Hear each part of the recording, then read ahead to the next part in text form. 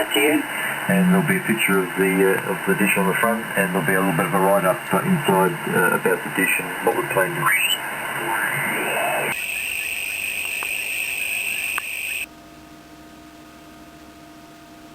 All my experiments with software-defined radio have so far used my computer's internal sound card. That's presented several problems. The low noise performance isn't so good, therefore your radio sensitivity is poor. Its sampling rate may not be very good, therefore the bandwidth that you can tune is less than a higher performance sound card. And it only had mono inputs, especially the one on the laptop. That meant that I couldn't build a proper single signal software-defined radio. If you want to do further experiments with software-defined radio, then I recommend an external USB-powered sound card. This one is a Creative USB Sound Blaster X5 Surround 5.1 Pro. It's not very big and is completely powered by the USB port. There are various sockets for the headphone, line in, mic in, RCA sockets as well, which in this case we don't need to use. Also optical out, again we don't need to use that. There is the USB socket though, and you do need to use that to go into the computer. These do seem to be quite obscure and not all computer stores stock them. You may need to make several phone calls before finding a shop that does. Or online ordering may be an option. There are dongles that do this sort of thing as well, but I suggest for our application it's worth paying the extra $30 or so and getting something like this. Prices seem to vary from around $60 to $90, and the lower price came from a shop just outside the city. When you have a good sound card like this, one of the benefits is that your SDR's amplification does not need to be so high. In fact, you can get away with no amplification at all. Here's an example, and remember this is a simple SDR that does not provide opposite image rejection, so it's really only recommended as a circuit to sample the delights of software-defined radio construction, and hopefully encourage you to build something better. It's also good for a beginner who wants the simplest possible way of receiving an amateur band signal. A 1 transistor Colpitts oscillator uses a 3.58 MHz colour burst crystal. Depending on which country you're in, that will cover the CW or part of the SSB part of the band. If your sound card has a 96 kHz sampling rate, then you've got a tuning range of 96 kHz, 48 kHz above and below this crystal's frequency. Of course you could use another frequency crystal for a different tuning range, but you may need to adjust the front-end tuned circuit. The Colpitts oscillator circuit is very straightforward, using almost any standard NPN transistor. I've used a BC548, but a 2N2222 should work fine as well. You should be able to read the component values, but in case you can't, that's 2.2K, that's 100K, that's 1K, and for the capacitors, 10 nanofarad, 10 nanofarad, 470 picofarad, another 470, and in series with the oscillator's output, 220.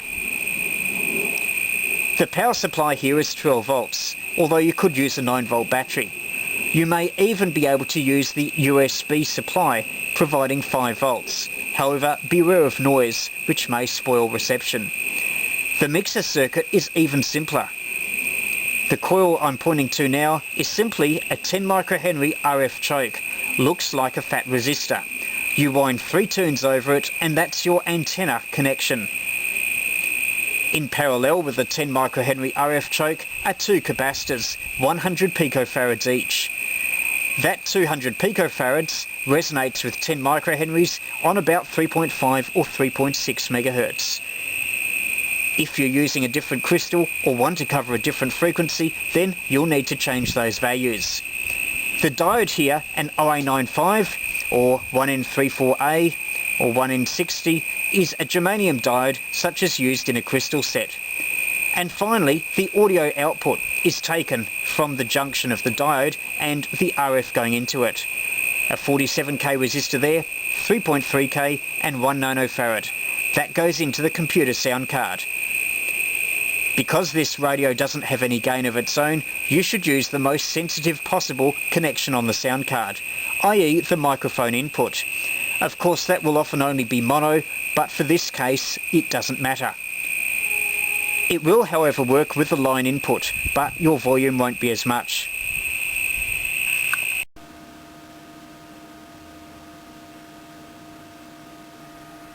Inside, to the very left, is the antenna socket. The RF choke can be seen with the wire wrapped around it.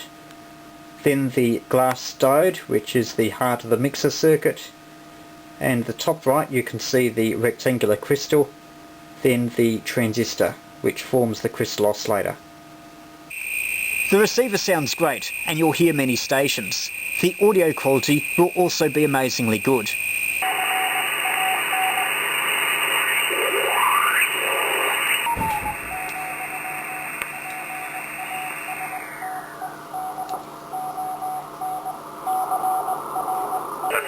I've only lit the fire once, and that was just to clean up some debris and stuff. That certainly hasn't been wintry as yet, but a winter of wood. That's a good one. VK3CR in the group, VK3JT. VK3AST.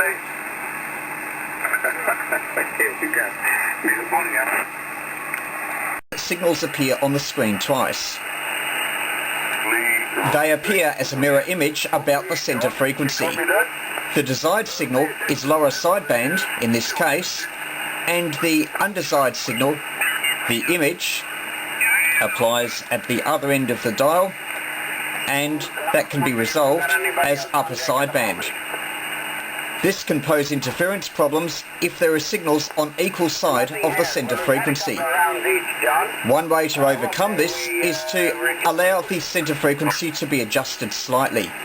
Even if you can adjust it by 2 or 3 kHz, that will move the interfering image frequency away by around 4 to 6 kHz.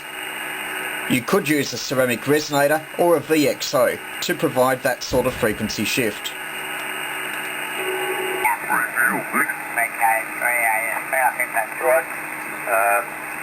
Excellent work tonight there, Clint. All very interesting stuff. With a bit of cloud cover, it's reasonably mild, and here we are. Oh, mate, you're sounding perky for the Casanova and the Coax. How are the ladies going over?